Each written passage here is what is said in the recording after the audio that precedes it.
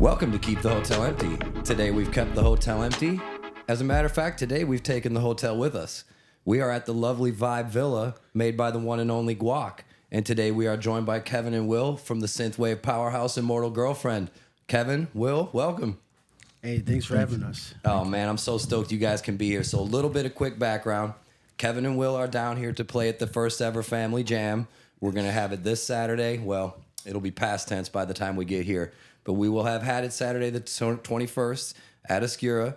Kevin and Will are Immortal Girlfriend, like we said, and they are part of the K the family by extension of our friend Brian Dendy, who is their drummer live. Yes, yes. So we're going to kind of, what we do is we like to start at the start. So let's press rewind and bring everybody up to speed, and then we'll get them ready for Saturday. So take me back to where music comes into your lives, maybe individually, and then where you guys come together and Immortal Girlfriend becomes the seed we're growing. Okay. Yeah. Well, I guess for me, where I started musically, I feel like I started later than Kevin. So I was like college dropout, art school dropout.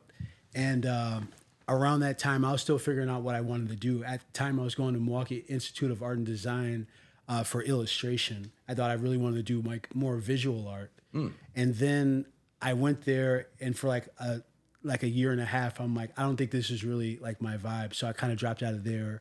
But then I started playing guitar like soon after. So I was probably like 19 when I started playing music. Kevin was like probably like 11 or 12 when he started. So how did that start for you so young like that?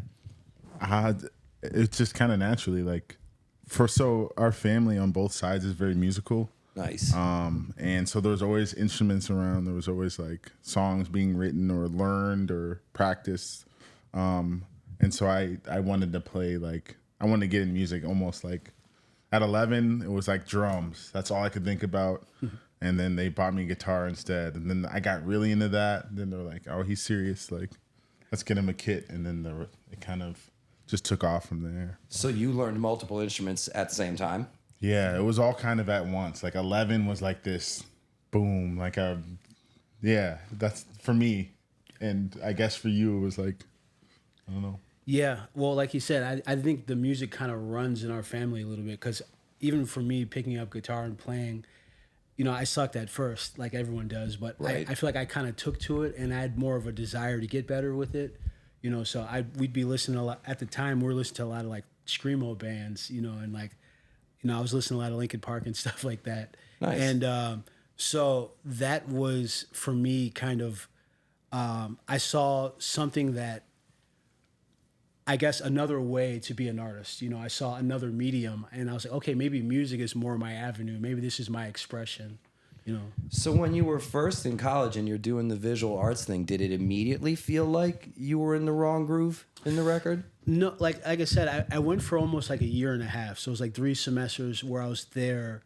I met a lot of really cool people, like a lot of, I made a lot of friends, people I still keep in contact with. Right. But for the most part, I feel like when I was there, everyone was flourishing, and I didn't feel like I was flourishing. I felt like what I was doing was more of a passion, and it wasn't even that, I guess at the time, I didn't even know, it wasn't even that deep of a passion, but I knew I wanted to express myself to the world. That's the only thing I think I had in common then versus now, was that I wanted to be an artist of some sort and express myself.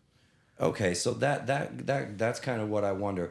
At what point do you latch on to the creativity? Was that younger and it was just visual arts first, like you were younger, but it was music for you right out of the gate?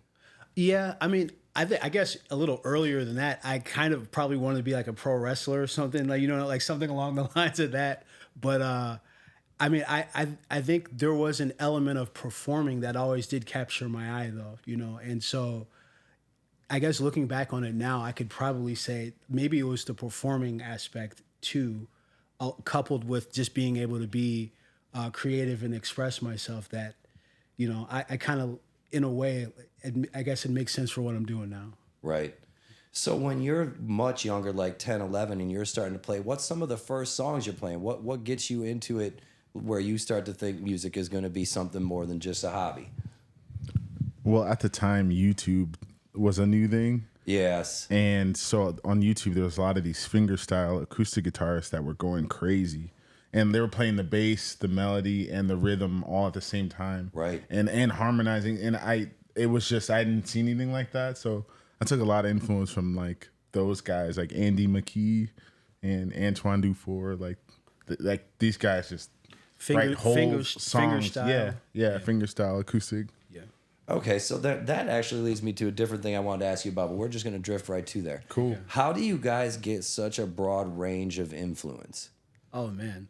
I think it comes from like what we grew up on and what we so in like '07 we played in the screamo band that was trying to be like a hardcore band and like or like trying to be metal but like we're not like strong enough. I don't know. I don't know. There's more angst than strength. Yeah. Man cannot live on angst alone. Yeah, exactly. So there was a lot of that like but like 90s rap, Tupac and Biggie like Bloodsport movie, like the movie Bloodsport, that soundtrack, like influences are coming from everywhere. Yeah, Michael Jackson though was like a real big influence actually, like an artist that I feel like I was listening to around that time, and also was kind of pushing the bounds of what pop music was because he was like a blend of different styles too. So right, like a lot of MJ, a lot of, but yeah, like so we were born in New Jersey, like. And we moved to Milwaukee. It was probably about 30 years ago now. And I guess around that time, I was staying with we had an older cousin that we were staying with, and he was always bumping like Biggie and Tupac. And so I feel like I was really introduced to like rap then, like when I was like pretty young. Mm-hmm. But also I just got a Walkman, and so I just started listening to random radio stations, and I came across like Nirvana and like Bush and like bands like that. So I always liked like rock music and like just the bassiness of hip hop and stuff like that. So yeah, I guess I don't know, like it was just kind of we're just a product of our decades, I guess, that we kind of grew up in, I think. Yeah, for sure. Did the rock influence, when you're talking about listening to rock radio, that was in Milwaukee? Yeah, that was in Milwaukee. I was listening to, what was it? It was probably Like 1029, 1021 or 1029. Yeah, 1029. It was the Laser at the time. I remember that. Yeah. So like listening to those stations and just really listening to like just the top 40 stuff. Always pop was always in the background, So. Well, as long as we're on the subject of Milwaukee in the Midwest, it's not a city that a lot of people are all that familiar with, but they're starting to become more so now. Oh, sure. Tell me what it was like for you guys when you first start trying to play and starting to feel out what it's like in Milwaukee to be an artist, and especially one trying to make music. Yeah. So Milwaukee is kind of an interesting city because it is like either number one or number two as far as the most segregated city in the nation. So there are elements about that are felt. I feel like nothing like, we've never been called names or anything like that, but I feel like for the most part, just where people are and like the types of crowds and the types of music that people are listening to, everything seems kind of spaced out, And for us around the time, we were actually, when we were playing those early like rock shows, we were playing them up in like Port Washington, and which for us is almost like probably about an hour away from Milwaukee or 50 minutes away. Which seems weird because Milwaukee's such a big market.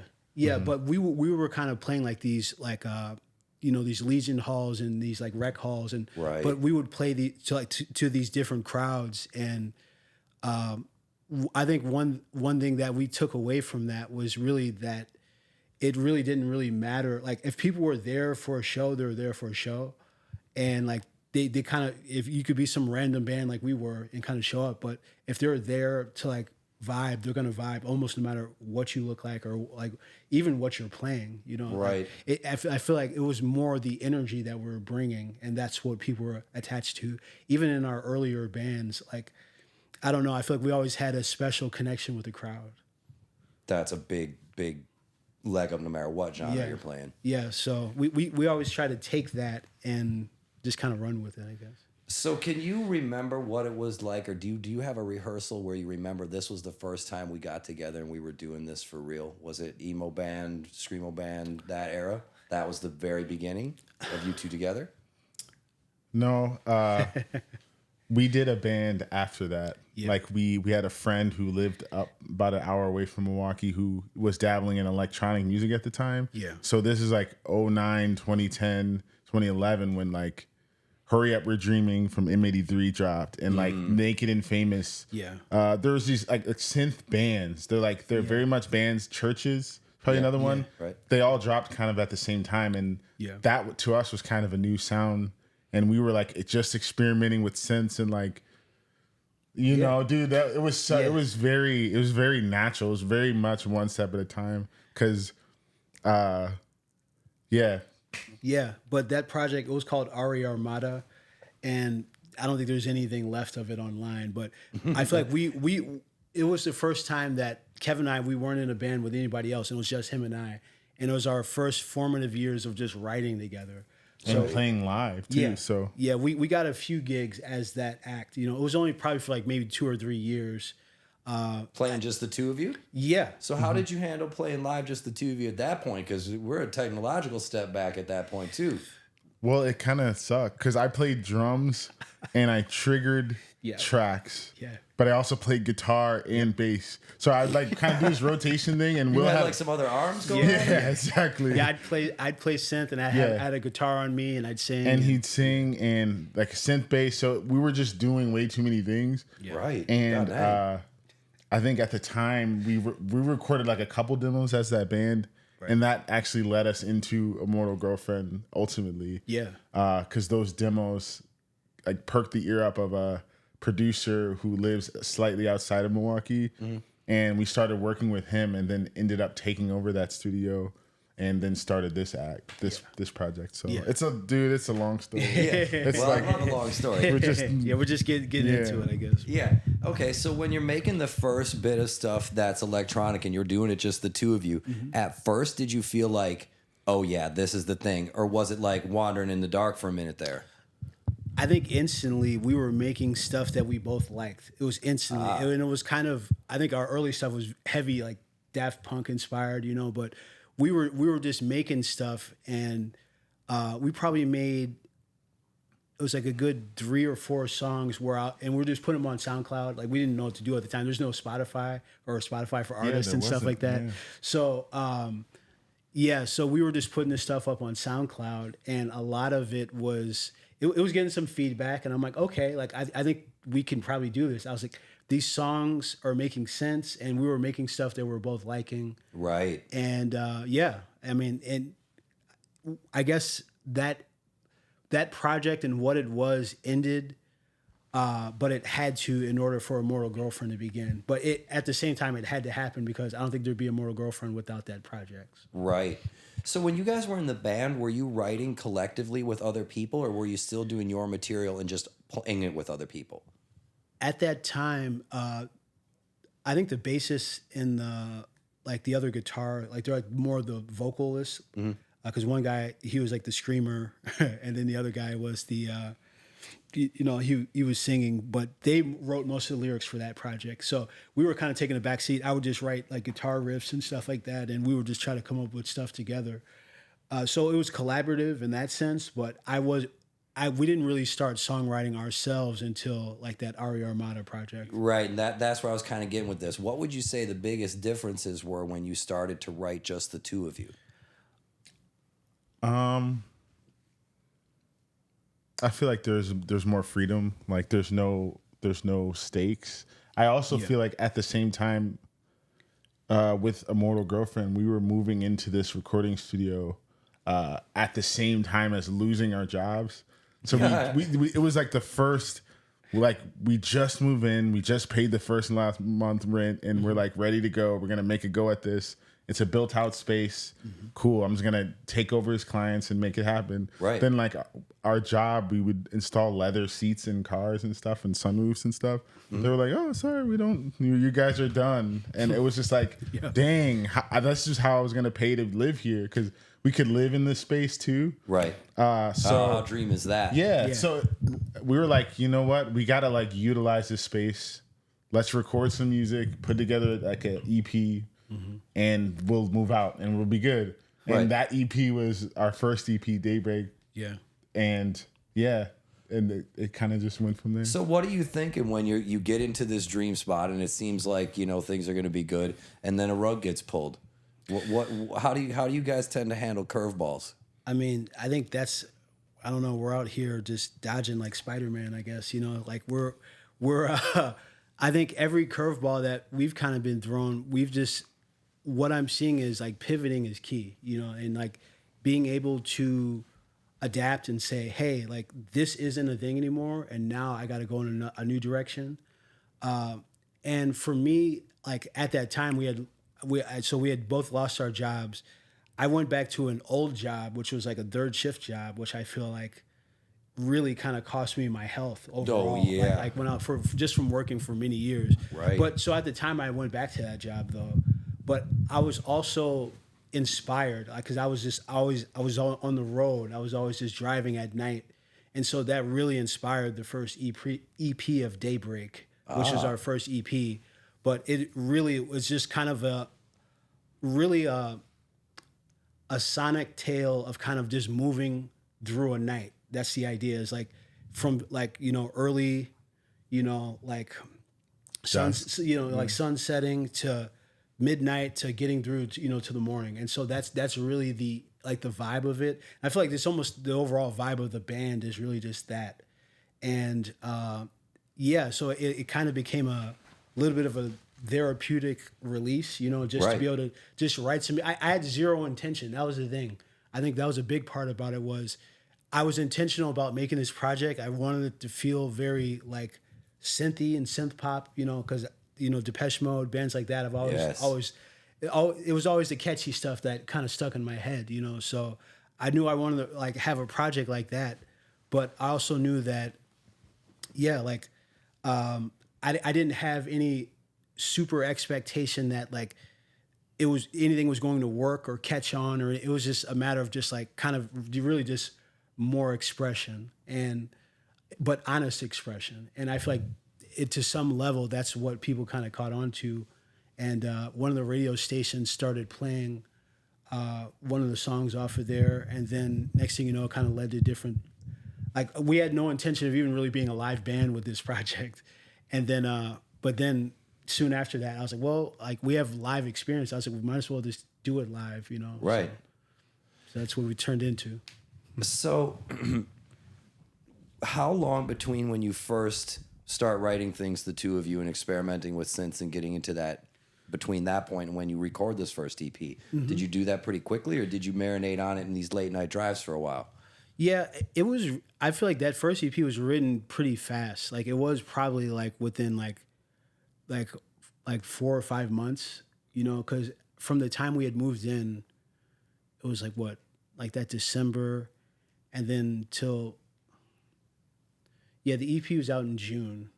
We put the EP out in June of 2017. So that's pretty quick then. And then the radio station, they started playing stuff in August, you know. So then that Halloween was our first show, I think, you know. So that's how that year rolled out, you know. So probably, within that span, under a year, I guess, for us. But we also weren't really new to it, though, too. So it was kind of like the whole it takes years to become an overnight success thing or whatever, you know.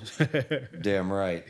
So how do you handle the recording when you're doing this first stuff? You weren't playing drums? It was all electronic instruments? Yeah. Well, actually, the first EP, Will produced pretty much all of it.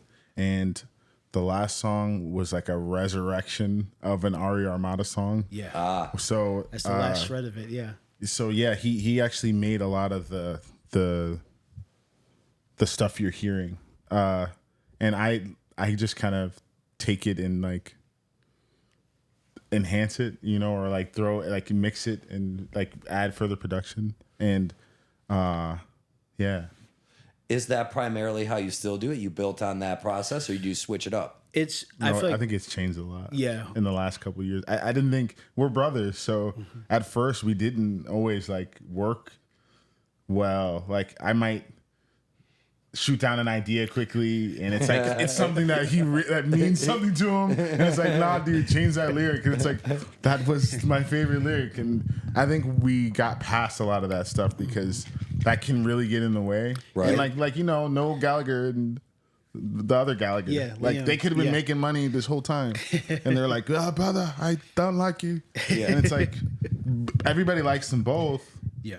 I don't know, like Yeah, no, I think we've come to a understanding that at the core of it all, like I remember one time, we had this talk. It was probably when we were writing Ride, which is our second EP. But I remember we had a talk, and we just came to understanding. Kevin's like, at the end of the day, I just want to make the best songs that we can. Amen. That's to that. it. You know what I mean? He's like, that's it. Like, it's not. There's no ego. There's no anything. And that for me, I was like, it takes the ego out of it, because it's like it's not about me. It's about the collective thing that we can do together. And so when we were doing that, I feel like that's when our best stuff really started to kind of take off a little bit more. And I think the writing process became a little easier. And even for our second EP, we were. He would be bringing ideas. He'd have productions where I'd sing on them, you know what I mean, and we'd add stuff too, or there'd be ones that I'm working on. So it was kind of, it's always been 50-50, like pretty much down the middle, as far as contribution to the song. But yeah, I think our process has changed.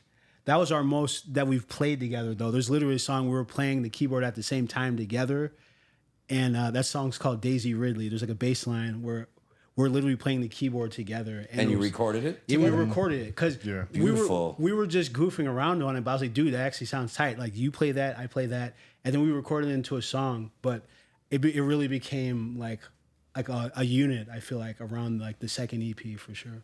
That's cool, and that gives it a little bit more tangible element too if you got an actual performance on there. Yeah. So you hit a word that a lot of bands been bringing up, and sometimes I leave this one alone, and sometimes I touch it, and this time I get where I can. It helps. You said ego.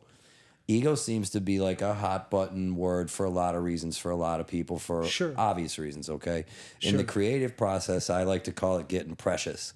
And sometimes it's hard when you write things to not get precious about it. Because like you said, this is a part I really love, and then someone's like, it's got to go. Yeah. So I kind of wonder if you guys had a moment where you were precious like most people got, and how you get to the point where it gets to be this serve the song first thing. Because you're not the first artist who sat with us and said, we did well, or we did things that we were happy with. But once we started to all have the serve the song first mentality, we really started clicking. So I'm wondering if you guys can describe a little bit when maybe that leaf turned over for you. Yeah. I don't know if it was like a moment. I think life has had these crazy ups and downs along with this, and I feel like that automatically what am I trying to say? You can go ahead. I'll bring my thought around. Yeah, go ahead. Well, I think for me creatively, I do think it happened probably around the time we were making our second EP. And so that one came out in 2020.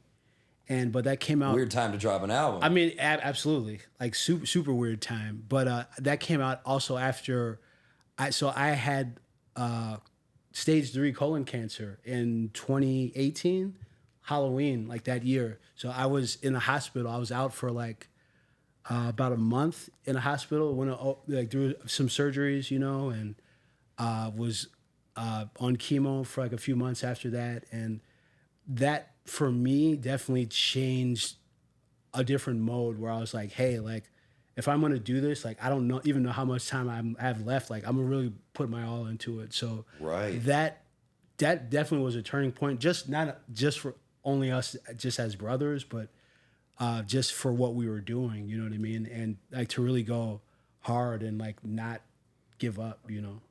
Was it a thing where all of a sudden time becomes, I don't want to say more relevant, but you're more conscious of it? Yeah, definitely. I would say it was around then too. And ego, like none of this, like if you walk into this room, you can clearly see that someone designed it. They had an idea, and maybe it's not exactly what they saw in their head, but it's like design. And I feel like this table's design, we're like by somebody who created it, right? Right. Who am I to think I'm the first I don't know. When people get really big egos, especially about something like music, dude, you're copying every dude ever. Yeah. You're copying every human ever. Right. None of this was your idea. You're not reinventing the wheel. There's only so You're many not notes. singing. Yeah, it's like Right. music gets really funny. It's also a super powerful tool that can go to the core of somebody's heart that's a stranger and speak to them and like make them feel emotions they've never felt before. But it is music. And I think egos in music, especially when it comes to like getting something done, like I think seeing how this band has affected, how Will's story has affected other people, Right. makes it a bigger vehicle. Like, I'm not gonna. It's not about me or him. Yeah. Like, there's like a whole nother thing here. You know, like. So that's the greater than the sum of its parts mentality. Absolutely. Coming in. Yeah.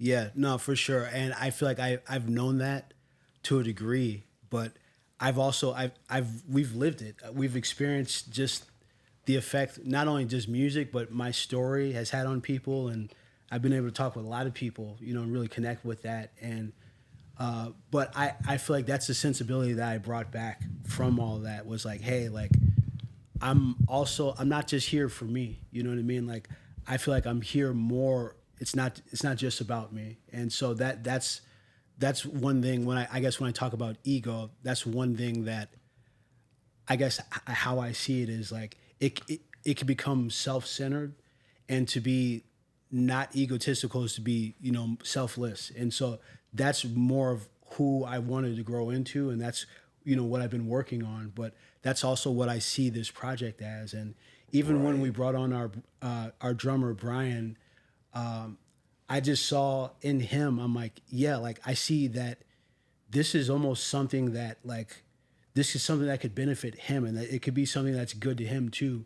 And that overall, then that's a good thing, that if this band is to exist, that it can affect multiple people's lives, but hopefully for the better, you know? And so that's, I feel like also when he joined, I feel like he was also a breath of fresh wind, like for us at the time, because like we were like kind of like doing it just as a two-piece. Like, you know, we felt like we had to some degree had not done it all, but you know, we were a little maybe worn out with just how we've been doing it. And I feel like adding like a live drummer and like also having someone with new motivation and like really just pure intention, like to really like see the world and play, and like just someone who really enjoys music, that helped us a lot, you know. And that goes back to the whole like it's bigger than us thing, you know what I mean? And it's like, hey, like it's not just,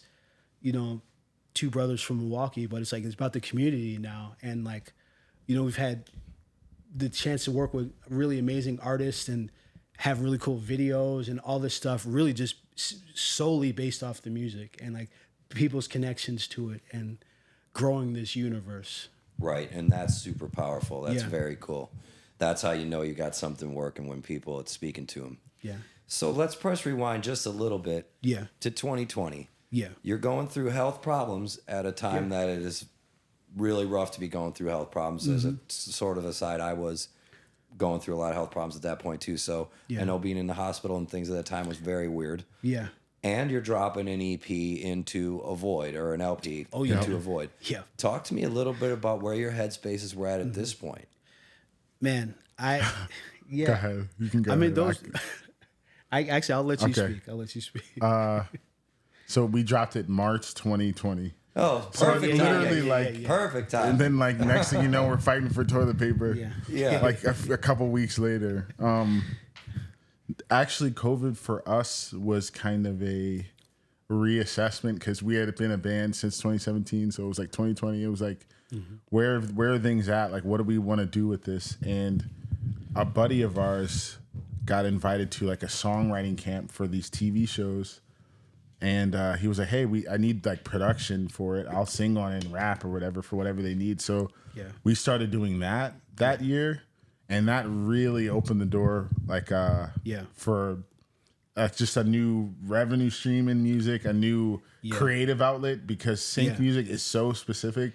It's basically a formula. There's no like if you know the formula, you can just keep making infinite money. But if you don't, then you like we didn't. You kind of have to like You have to figure learn it it. out. Like anything, Yeah. you have to learn it. Yeah. Right. Yeah. Well, So it was a good thing in a lot of ways because we had to pivot and we weren't playing live shows. That's how we were. That's how I was paying my rent. Yeah. Like have a couple shows in a month and I can make some money. But that being gone, it was kind of like losing the job. It's the rug pulled under you. Yeah. But it ended up being good because we wouldn't have ever had that opportunity. So Yeah. So how quickly into the COVID void, when your album is adrift, do you start working on what becomes sync music? I'm trying to think of when that was. It was. Was this a pretty quick pivot? it was like probably like all 2020 and 2021. Yeah. And probably some of 2022. Yeah. Because it's just we were making maybe a song a week. Yeah. And it would be for whatever. And we would just be constantly pitching things. So what is that world like? Are you making, were you at that point making your song a week to build up a library that people were then shopping to potentials, or you were getting commissioned? Yeah. Yeah. So we were just building up a catalog, that we can have, thrown out there, because there were just different briefs that were coming in that our friend was getting. Say, hey, they needed this for this commercial or whatever. And so we would just be working on music, and we were really cranking out the songs at the time. So we'd make it like, because they need these pretty quick. They usually within like a few days, like tops, like maybe 24 hours, maybe 72 hours if you're lucky, So we would always be working on these different ideas. And if they didn't go anywhere, I was like, all right, that's just another one for the library, And so we would kind of just keep doing that. And then eventually, maybe, and it's funny because it was probably like the second song that we had made with our friend. That song ended up being used in a Netflix show called Wednesday. And so, I mean, that was maybe a couple years later, that happened. But at the time, looking back on it all, we just found it very funny because I was like, that was just like a random song that we had made, but it ended up on there. But like I said, our intention, I'm not even sure. We probably made that for some other probably like brief. a tequila commercial, or something like that. Something. So it had probably nothing to do with that show, but it's like, the power of music, and also like, I guess that's why we like making music to picture, is because you can tell so many different stories with music, and even one song could tell a million different stories if you put a different picture behind it. So that was one cool thing that was. We were able to be a part of, but also get to see like there's a kind of a fulfillment there, beyond just the monetary gain, and like it's very sustainable. You could definitely make a living doing it, right? But just to see like your work out there and used in another way is just cool, and just speaks to the nature of art. And it's, I don't know, like I'm trying to think of the word. Were you writing Immortal Girlfriend songs, or what would be Immortal Girlfriend material, alongside of doing this stuff that was for sync as well? Yeah, we were. And just to kind of keep it going, I think around 2021, we were only putting out singles, and we weren't doing EPs at that time, but we wanted to keep the project going, so we were still dropping singles. And at the end of the day, that stuff can still be, like, the songs are the songs, and we wanted to write good songs that could just stand for time, you know what I mean? And just kind of, just be good songs. But that stuff also can be, like I said, one day it can turn into a revenue, for you, and you won't know it, so. How regimented do you guys write? Do you try to write a little bit like every day? Do you have a writing routine to keep that muscle sharp? Or is it something that you guys, being brothers and having the experience that you do, you can kind of turn it on and off when you need it? I feel like it's probably turned in a little bit of that, like the Avengers. They don't call the Avengers in if somebody's robbing a jewelry store. They call them in when it's a global threat. Yeah. So when we have a global threat, we assume position and lock something in. Nice. I would say, yeah. So how do you approach the recording process? Have you recorded with live drums? Or are you doing everything? You do everything in the box, just the two of you, straight up mastermind scientist style? There's a formula. It's funny how segmented in my brain this band is. Like with if I already know I'm going to use certain like plugins to mix it, certain like synthesizers on, because there's like a formula to this band even. Maybe we'll release it to the internet one day, like the Coca-Cola secret recipe. I was gonna say you can put all the spices in but one. Yeah. That way they can leave them guessing. Right. Yeah. But the process is like, I usually handle the sound ultimately, like we'll create on stuff, record hardware synths, goes in the computer for the most part, and yeah, it's all in the box. I mix in the box. Do you have an engineering background, or did you just learn this like YouTube University style? YouTube University. But actually, it was kind of slightly before YouTube had really helpful tutorials. Now you can literally learn anything. Right. So it was like partially like books and stuff. Like my uncle gave me some books about sound and just the nature of it and harmony and nature and stuff. And so it's all self-taught mixing, self-taught instruments, self-taught performing. Right. I don't know. Making up as we go. Yeah, seriously. Yeah. So when you went off to art school, and we'll kind of do Tarantino, I'm going to tell a little bit of the side story here. When you go off to art school, were you focused on music still at that point the whole time? Yeah, because this was before COVID. So I graduated high school in 2011, and the last 2 years of high school were online. And this was early online school. So everybody in 2020 who was used to online school, I had already done that. So the last 2 years of high school, I was literally, I download the tests. I'd Google the tests, because this is way before anything. And I would punch them in, get a perfect score, and go right back to making music. That's all I did for like the Flawless last 2 years of high school. Yeah. But I already knew that's what I wanted to do. I'm not going to be a chemist. I'm going to make music. This is like, and yeah, I was watching videos how to mix and like reading anything I can get my hands on at the time. Like, and also just, you have to learn it by doing. And I think our dad, he plays bass, and when growing up in the house, the whole walls are humming. So our band, bass is very forward, and people like, I don't know if it's mixed right or not. It's mixed to the way I like it. That's it. End of story. Yeah. So how much of that, when you guys are working together, do you think? I don't know any way to put this. How much of stuff when you're doing it do you think about it? And how much of it do you got instinct built up and you're just rolling it out?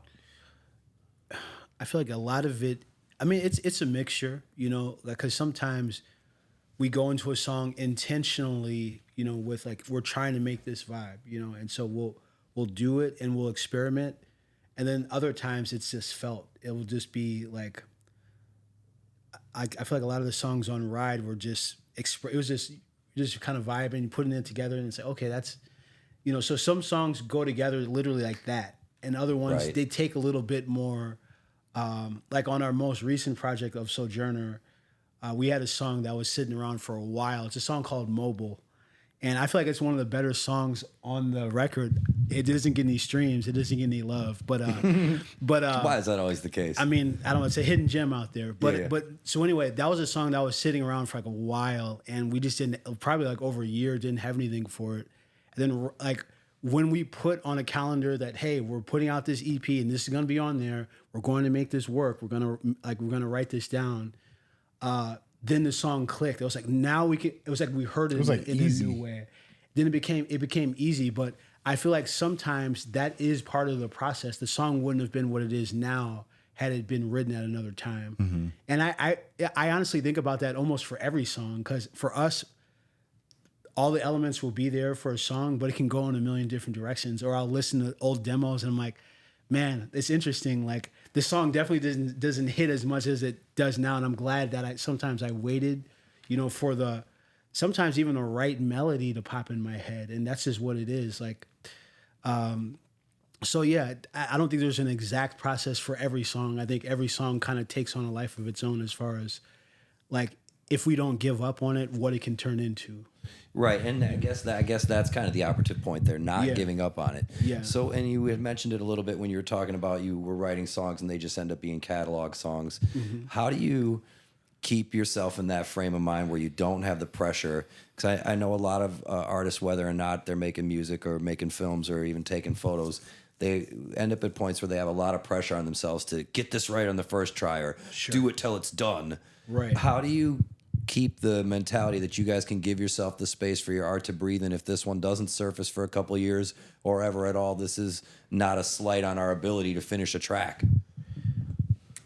Sure. I think certain songs are like, yo, I have to finish that. Like certain things take priority. Yeah. Like if there was a really tight idea one of us came up with, we'd write it and finish it tonight. You know, like there's no like I don't know. It's weird because like we've made this our career, and sometimes it's like you feel like you're doing the work, like you're working, and it is work, and sometimes it's finding that balance of being creative and having fun with it while also getting a specific job done. Right. It's kind of this balancing act that I keep finding myself coming back to. Yeah, that's an interesting fork in the road you guys seem to navigate well. Would you say that your experience writing for Synth things when you have like deadlines or you're writing to a specific piece of film or whatever, would you say that has helped you be able to do that in Immortal Girlfriend? Yeah, I definitely. I think because we went through a few different writing camps, and like for that, like when you're able to work quickly in a creative way, but also in a efficient way, I think it brings about certain things that I realized, like, because I feel like it was like the other piece of the puzzle for us as writers. Because around 2021, when we started doing more of the sync writing, I was like, we should write our songs this way. You know what I mean? Because I was like, the way that this goes, I was like, I guess we found out you can really bring a vibe really quickly if you don't overthink it, and you kind of move. Like, it's almost like, I guess when I was in art school, like what they taught me was the quicker that you would do a sketch, like if I'd see you and I would just do a real quick scribble of your outline, in the end, the more accurate it's going to be, you know. But if I would take too long and trying to get your ears and get everything right, I would probably lose sight of the whole thing. And so it's really getting the flash idea down, I think, was more key. And so with production, I feel like that's just a way that we found it to work, is like, hey, like if you're moving quicker and just saying, hey, like you're just making choice. At the end of the day, it's really just making choices and problem solving. That's it.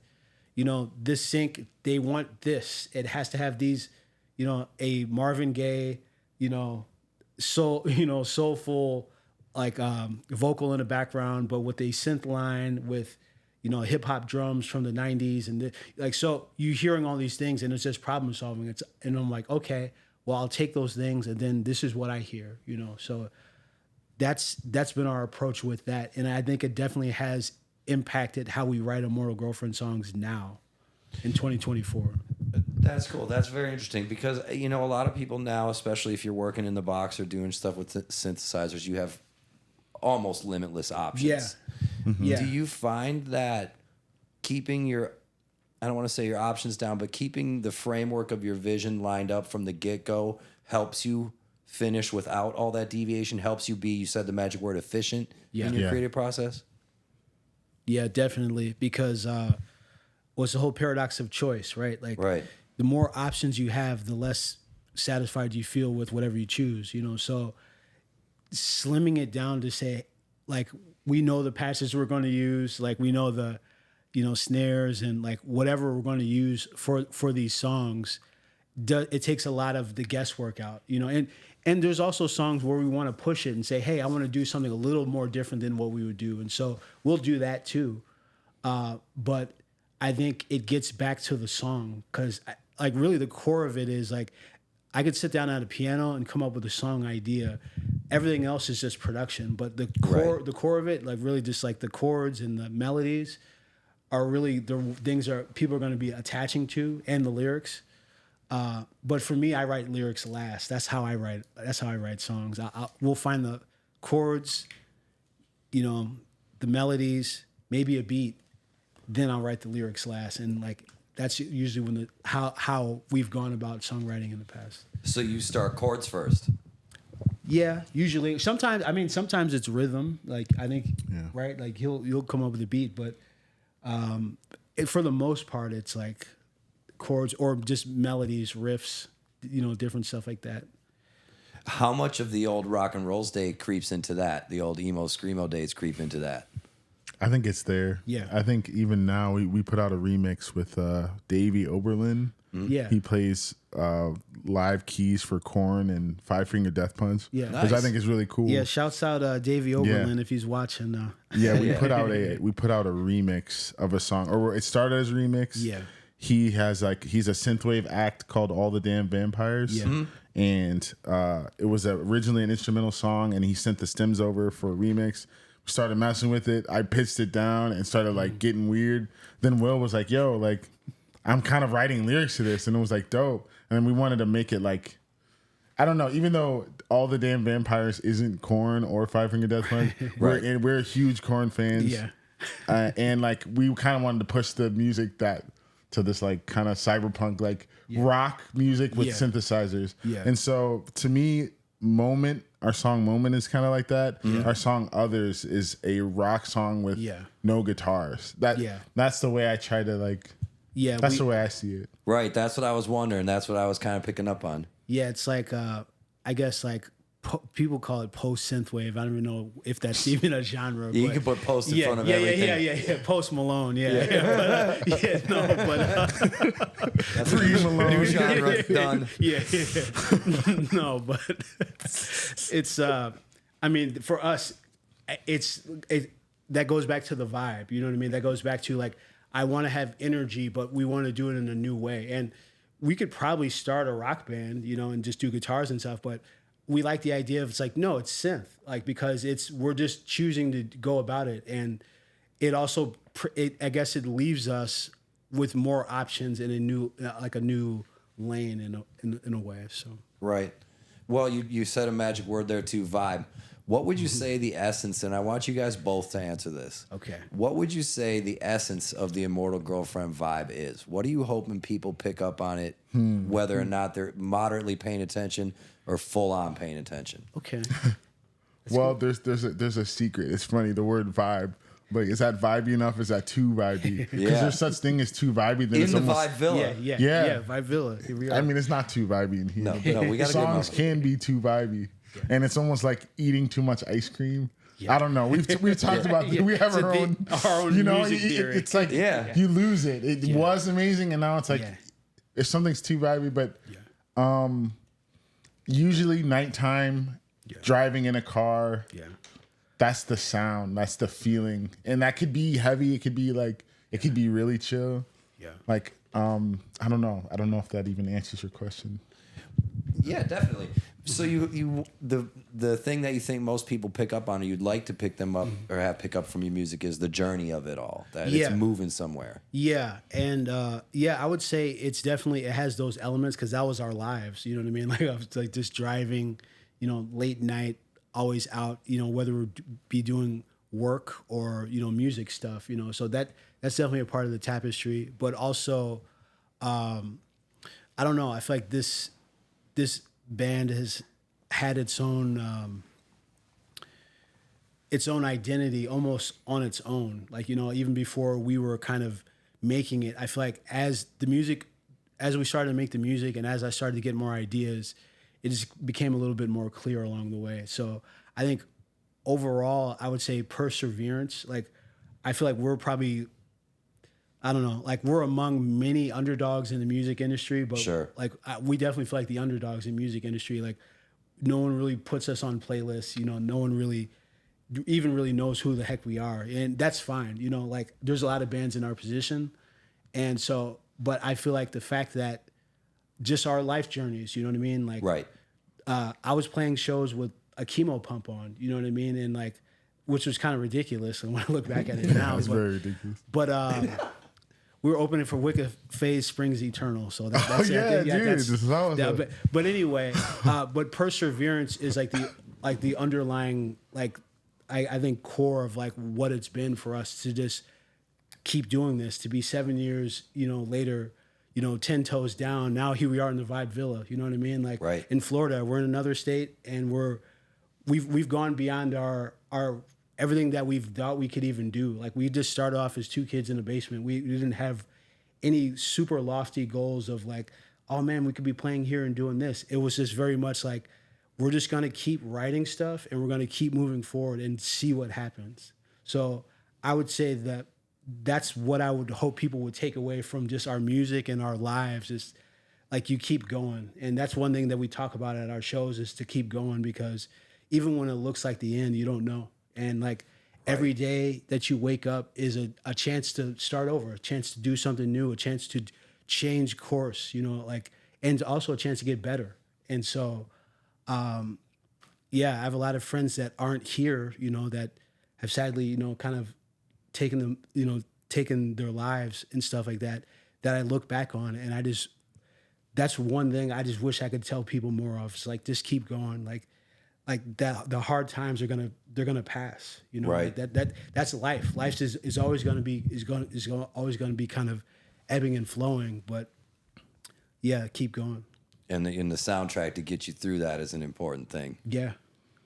Yeah, man. Like for me, music has definitely helped so much. You know, it's very healing. I feel like I was listening to so much music during really low times, and it's special. It's spiritual. Yeah, it is powerful, and it's not ironic that it takes you places both mentally and physically. Yeah. So, and I'm well glad it's took you guys here today. Yeah. So talk to me a little bit about, you know, you're doing the sync thing, your music's starting to get a little bit more notoriety, but you're not playing live all that often at that point, right? Yeah, I mean, we've played mostly around Milwaukee. Like we did maybe like a couple Madison shows. We've opened for different artists over the years. But nobody really knew you for like the sync material or any of the things that had, you know. No. Like we've been, like I said, I think we're just under the radar. That's yeah. Plus we're working out of Milwaukee, like, which is funny because anyone who knows where Milwaukee is like, oh, like really? Like you guys from there? I'm like, yeah. And so maybe that's part of it. Like we're not in we're from a smaller town, you know, like and yeah, like we took our time getting out there and like in waiting to get on the road. But I feel like now is the time actually, right? You know, like linking up with Brian and linking up with just more people that we've had help us along the way and like that we've added to the team. Now is like the time for us to like, I feel like we're in like more of our prime now, probably, you know, so. When did you first start noticing your live shows were, I don't know any way to put it, but going well, that this is a place you wanted to circle some horses around? Because it sounds like you could still at this point, if you wanted to just be a studio project, you're well talented as musicians, you're multi-instrumentalists, you don't have to play live. You don't have to make the sacrifice that it takes, because it's no small order. Yeah. So at what point do you guys decide, hey, you know, I'm going to sacrifice for this?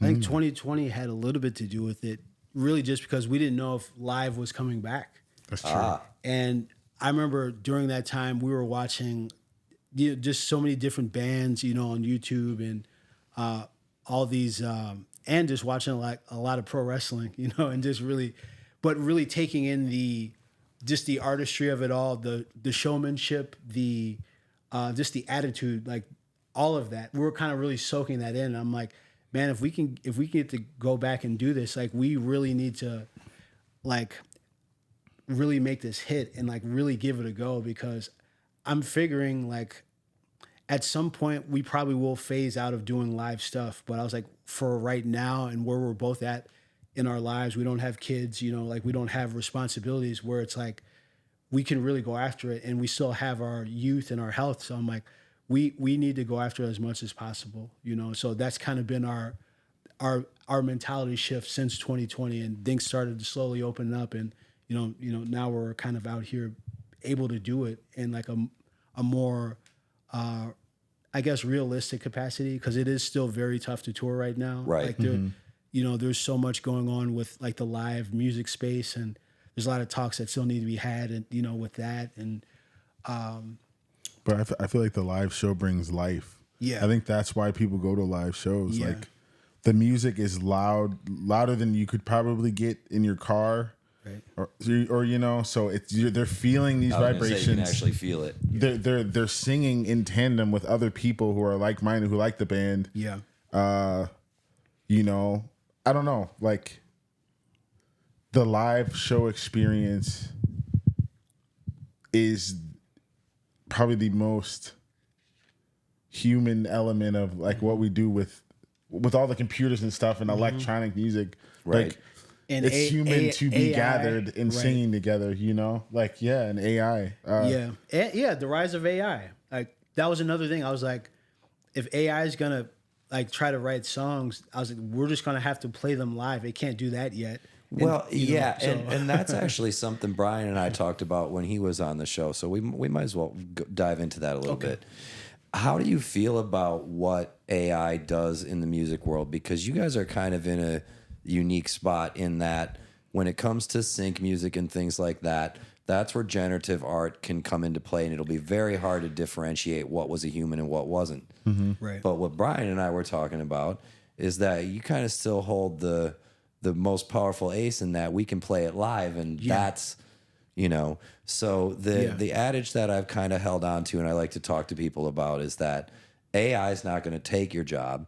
Your job's going to be taken by people that can use AI. Yeah. Yeah. So how do you guys feel about it? Because in one of your lanes, it can encroach really hardcore. Oh, yeah. And in the other lane, it can't touch you.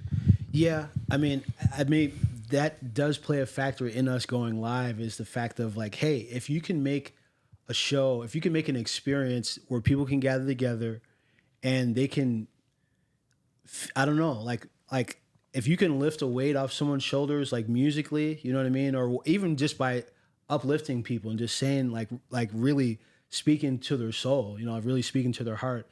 I think AI can never, like, it can't do that, you know, and Right. unless they got, you know, T800s out here that are up there, like really giving some passionate, convincing speeches.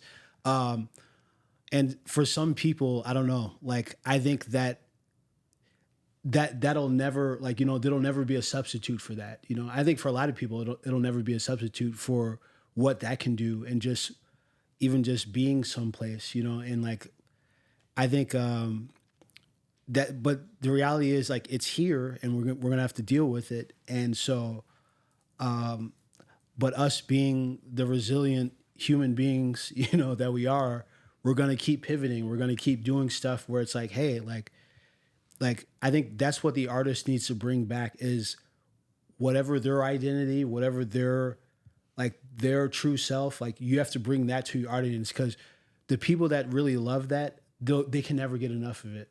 Right. And there's only one you, like we're only on this planet for a limited time. You know what I mean? Like that's all of us. But the reality is, I stress live so much is just because it's that. It's like, you know, like people can't see Elvis Presley now. I mean, they could probably go see some hologram, but the man is gone. You know what I mean? Like, and that's one thing that I feel like we've always like.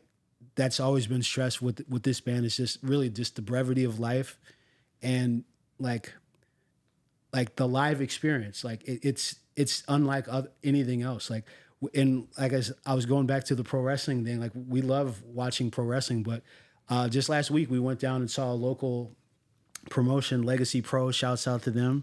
They put on an amazing show last week, and I was telling Kevin, I'm like, man, like live, there's nothing like it live. Like we watch this on TV all the time, and it's cool, and you can hear all this stuff, and you hear all the music and stuff like that. But live, especially in a more intimate setting where it's like you just have the stripped down elements, and it could still be so fun and so ridiculous, but also still over the top. But also, you literally just have human beings like smacking each other in the ring, but it's like. I mean, it sounds like super simplistic, but it has an impact in the way that they bring about their presentation. Well, you can't auto-tune it. Yeah, exactly. It's a thing. Yeah, It's a real thing. Right. It's real. Right. You know, and so, you live, you feel like that ring shake, you know, or you feel those hits, and it's something that, people have to experience. You know, and so that's what we want to bring whenever we go out live is we want to bring, it's not just a show, but it's an experience. We want you to be, like feel a little bit transformed, hopefully by the end of our set, from the top. Absolutely. So going forward now, are you going to focus more on playing live and getting out more? Yeah. That's kind of been our goal. So now we're kind of just adding a bunch of dates and doing more pop-out shows, and going to be driving out to more places, flying out to more places. We really want to push this as far as it can go, right? While we still can. So that's kind of in the mode we're in right now. Yeah, well, and you're in a good position to do that. Thankfully live music came back. Yeah. But you did mention something I wanted to kind of touch on, and that's the releasing of music. You said you spent a while there where you just were putting out singles. Mm-hmm.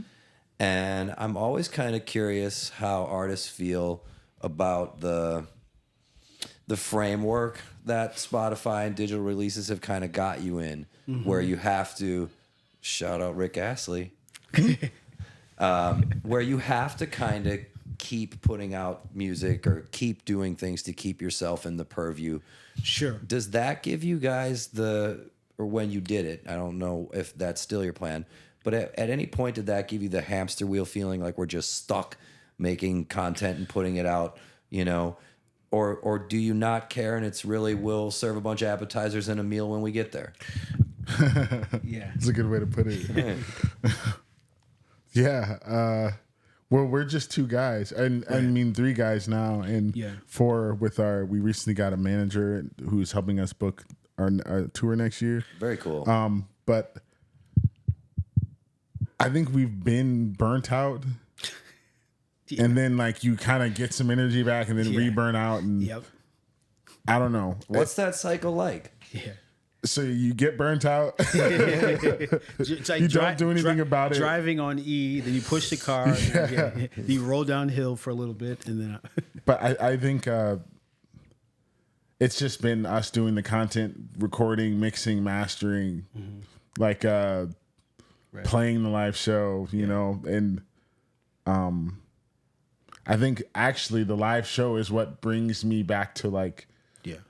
Oh, this is all worth it. Yeah. Like, because you spend a lot of time by yourself. Yeah. And when you do stuff like this, and I feel like even a lot of wrestlers probably feel that too, where you're at the crowd, you're in front of them, you're doing your thing, you're interacting. Yeah. It feels like you're living your purpose. And then that 60 minutes is over. Then you go home and like feel like nobody. Crickets. And it's like, not that my ego needs to feel like I'm somebody, but it's a weird life. It's not a normal life. Like other people have normal or like, and so I don't know. I don't even know where I'm going with this. It's a unique point in our journey that we're having this conversation in, is all I can say, because we barely covered any of the depth of anything. But well, and a lot of artists felt that way too. I mean, Tom Petty was famous as saying, after his gigs, he'd end up alone all night long, smoking joints by himself, trying to calm down and get back to the real reality of it. But it's good that you have the live performance and those things that can stave off that hamster wheel feeling. Yeah. But what I'm really curious about is how the landscape of the expectations of artists to keep putting out singles and then do a record and then keep putting out singles and, every 6th Friday or whatever the case may be. Right. Do you feel like are you ever conscious of those expectations or how they might affect your progress? Or are you guys just always kind of like, fuck it, we do our own thing. We've always done our own thing. Here we go. Yeah, I think more along like the past few years, we've, I guess we feel like we want to keep going for the people that are still listening. You know what I mean? So that's really what it comes back to. But the timing of that and what that looks like, I guess we stop caring less about what other people are doing. I think that's a big key factor just in life, is to not get too caught up in, because we're in the social media age, so we're always looking at what everybody else is doing. Right. And so I think a big mindset shift for us within the past few years has been just remembering, like, we're going to do things our way. We're going to take our time. We're going to do our thing. But when we do it, we got to, whoever cares and is still listening, it's for you, And so, and that's opened really cool doors. Like, we played a show with Tesla coils, where the guys we worked with, if you hit a C note on the keyboard, the lightning would arc in the note of C. Yeah. And so we played a whole concert of that. That's awesome. We played a whole concert of we covered classic like 100-year-old opera songs. Yeah. And like updated them with like our style, and we did Remixed 3 nights of that, sold out in Milwaukee. Yeah. Like we've done a wrestling video. Yeah. We've done. I'm not bragging. I'm just saying, by being ourselves, like we've actually ended up doing everything I've ever wanted to do, right? And things I never thought I would do. Yeah. Well, that's important, and that's the powerful bit I'd like to get across. You know, if you can keep that open-mindedness and that flexibility, you'll find yourself in places you didn't expect. Yeah. And like the Vibe Villa. Right. So I guess let's ask you a little bit about that then. So I do understand this is your first time in Florida, right? It is, yeah. Okay, so then I got to ask, what was the first thing you thought when you get out the plane? I want some alligator meat. I thought I stepped out of my shower or a sauna or something. It felt super moist. Yeah. If that's the word. Yeah. I drank the air. Yeah. Yeah. Sometimes when people come here from the Midwest, we got to give them snorkels. Okay. To try to breathe. So I was wondering if you guys were in that boat or not. So nah, feels good. It's beautiful down here. Yeah. Oh man, we're so stoked to have you guys here. Yeah. So let me ask you this: we'll get you out of here on something fun, but we'll do something a little bit more technical first. What do you want to see in your evolution of recording? Now that you guys have gotten a couple of things under your belt, just the two of you, you're starting to get more performances under your belt. You've got Brian in the band playing drums now. You're getting to the point where not only can you play more and go out and be face-to-face with people more, but the oyster of your sound seems like it can open up a little bit more now too. What do you guys see as some of the things you want to incorporate in the next leg of your writing and recording? I guess in our genre, it can get easy to get wrapped in like just a cycle of doing like the same thing and kind of going into like a circle of like, hey, it's time to write a new Immortal Girlfriend song, So for us, we still do like to challenge ourselves and push ourselves to say, what is Immortal Girlfriend in 2024? What is Immortal Girlfriend in 2025? What does it sound like? So I think that's one thing that we as creatives, like we don't like to tread too much familiar territory. Like we have a general, palette that we were painting with, I guess, so to speak. But it's to kind of add in a few new colors here and there to say like, all right, we can also do this, or it could also go a little more this way. Well, that's actually a question I would like to ask then. Okay. Being that you guys are in a genre that has, for no other way of putting it, a formulaic element to it. Yeah. Oh, yeah. And there's certain times where if you negate one of those elements, then you cease to be this anymore. Sure. Do you guys ever find that to be something like you consciously hold on to, we got to stay a familiar synthwave thing? Or is there times where it's like, we can kick one of the legs out from under this table and put in our own leg? I think it's that balance of like not being so unpredictable that your previous fans don't know what to do with your song, but also push it in a way that is interesting to me and to the rest of the world. Because like before all these AI videos, I had this idea for like, I want to take Kendrick Lamar verses and put them over synthwave beats, like 4 on the floor synthwave beats. And so many of them worked. And like now you can kind of do that with anything now. But why doesn't that exist? If Kendrick dropped a synthwave album, guess who would sound like Drake and his mom and his dog? Everybody would sound synthwave. But we're kind of like, no, I'm hip hop. I can't cross that line. Sorry. I got to get from behind. Well, and that's one of those things too. If you change too many of the elements, then you cease to be that. Exactly. So, but I think more live drums. I want to incorporate more live drums because there's something powerful about the instrument. And I think we could probably push maybe more in the rock direction. Maybe not. Maybe our own thing. Yeah. Maybe we push it and it's our own sound. Like I'd rather explore that than like.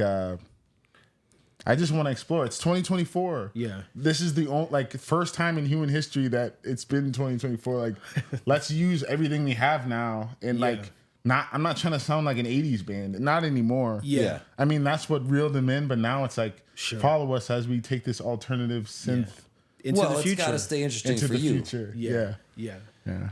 So do you think you'll add guitar playing back into it, or maybe bring in some of your dad's bass? That'd be sweet. Yeah, shit, yeah. I don't know. Well, we're just gonna keep going. Yeah, just keep pushing it. Yeah.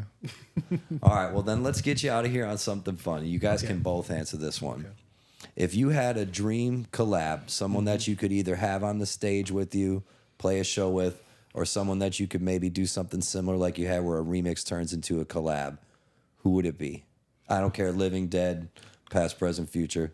Dang, I have a few already. Dang. Let me see. I mean, I would like to do something with Trent Reznor. That'd be tight. You know what I mean? Yeah, like, fair. Whether score wise or song wise, I think that'd be kind of cool. Who else? Probably Jonathan Davis from Korn. Yeah. He writes really good melodies. Yeah. And I don't know, it seems like a cool dude. Yeah. Man, both curveballs I didn't expect. Oh, You guys right got on. such a broad influence. I think that's so cool. Hans Zimmer.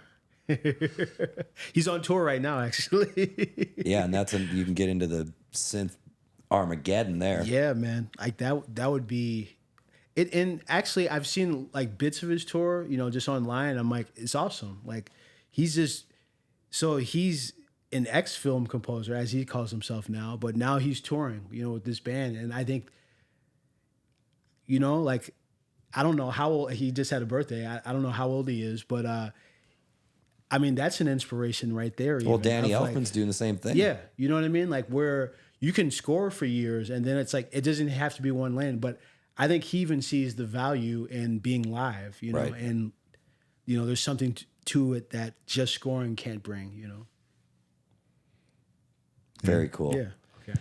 Well, Kevin and Will, man, I'm so stoked you guys here. It's almost surreal to be here in the Vibe Villa, knowing that in like 48 hours you guys are going to be crushing the Family Jam. Man, I cannot wait for everybody here to see you guys. And next time maybe we're going to do this up in Wisconsin turf. Cool. Yeah, So for sure. We'll have to get some brats and cheese curds. Oh man, I'm in. Make it a thing. I can't make it back home without cheese curds. I got the Packers patch on my my man let's go. purse, so they know where I came Let's from. go. Okay, So- that's what's up, man. Well, gentlemen, I'm so grateful for you being here. Grateful for you doing this show and sharing a little bit of your journey with us. And I'm gonna have even more gratitude after Saturday. So thank you so much, guys. Awesome, man. Thank you. Appreciate you, bro. Thank you, Thank man. you. Thank you, brother. Thank you.